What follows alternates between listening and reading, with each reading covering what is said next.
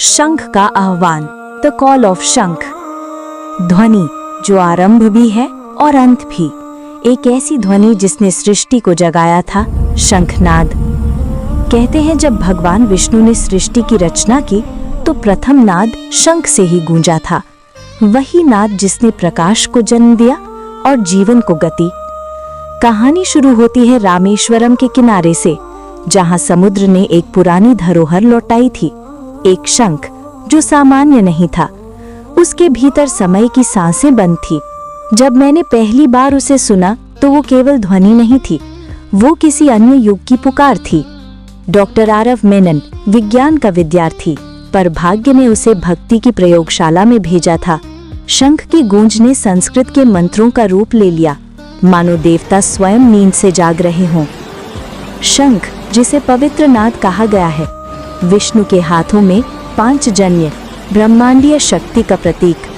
शिव के पास महाशंख जो तांडव की लय है, और देवी के युद्ध में यही शंख विजय का संकेत।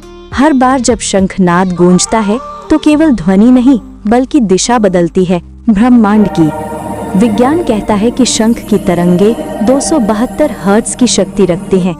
ये वही कंपन है जो ब्रह्मांड के मूल नाद से मेल खाती है।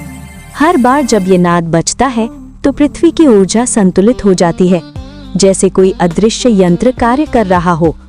कहते हैं कुछ शंख केवल देवताओं के लिए बजते हैं। ये वही पुकार थी जो युगों से सोई थी, अब पुनः जग चुकी थी। शायद ये कोई वस्तु नहीं थी बल्कि स्मृति थी सृष्टि की पहली ध्वनि की।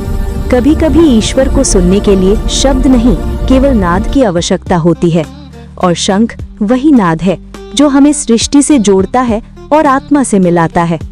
Some echoes never fade because they are still creating। कुछ प्रतिध्वनियां मिटती नहीं क्योंकि वे अभी भी सृजन कर रही हैं।